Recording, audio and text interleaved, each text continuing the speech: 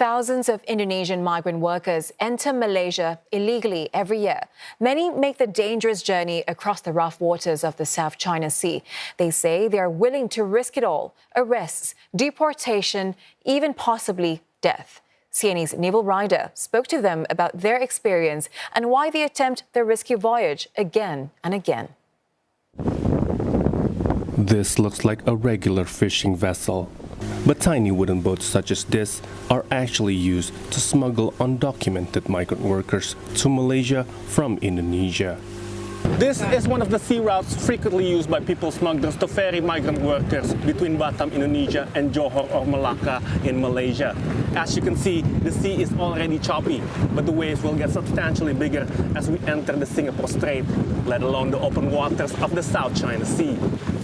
The smugglers often set sail under the cover of darkness or in poor weather conditions to avoid detection from coast guards. The vessels are usually well over capacity, with more than 60 people crammed inside tiny hulls. Di dalam kapal, kita pertama masuk saja disuruh duduk kayak gini, mepet, barbar lah. Hati kita kan, perjalanan di laut kayak gini. Itu orang di sana pun yang pandai, yang bisa mengaji lah, nggak apa-apa. Kalau mungkin ini sudah jalan yang Tuhan bagi dan umur pendek saya terima dengan ikhlas. Saya bilang kan, ya Allah, udah saya selamat sampai tujuan itu saja. Tapi alhamdulillah selamat. Fatal accidents are not uncommon. 3 years ago, 19 Indonesians died along one of these sea routes when their boat capsized. NGOs say many other deaths go unrecorded. Itu pun air besar, musim hujan, angin, gelombang besar, gelombang, tebak itu mbak, lompat, jadi terjun dia, pecah itu pun. Saya tengok sudah di tepi, sudah terbalik semua, hancur. Banyak yang meninggal. Nurdan says he was lucky to survive. He worked at a plantation for 3 years before it was raided by immigration officials. The 37-year-old spent 4 months in custody and was later deported. Undocumented migrants can face up to 5 years in prison and 6 strokes of the cane. But even if they manage to evade authorities, they are vulnerable to abuse from employers. Kalau orang ilegal itu kan nggak bisa apa-apa, nggak berani apa-apa. Ibaratnya kita nuntut, kita pasti dilaporin polisi, kita tangkap.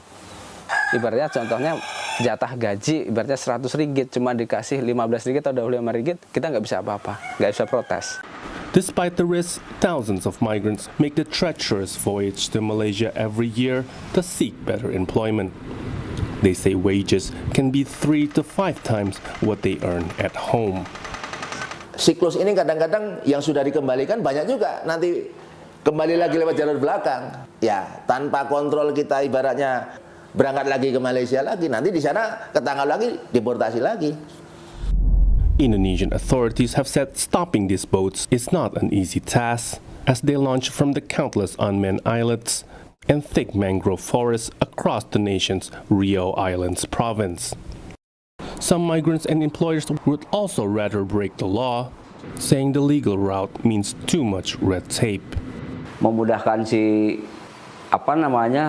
pemberi kerja, karena kan tidak harus mengontak badan-badan resmi di Indonesia, misalkan PJTKI atau misalkan BP2MI, ya kalau misalkan mereka datang bisa langsung dipekerjakan di perkebunannya mereka, itu tanpa harus membayar apapun. Ya, bayarnya adalah misalkan membayar saat dia diselundupkan aja gitu kan. Maksudnya tidak ada penyelundupan manusia kalau tidak ada permintaan. Anti-trafficking advocates say the governments of both countries need to address the root causes of the problem. This includes making it easier for foreign workers to get permits and for employers to hire them, so fewer people will risk a watery grave just to earn a living wage. Naval Ryder, CNA, Batam, Indonesia.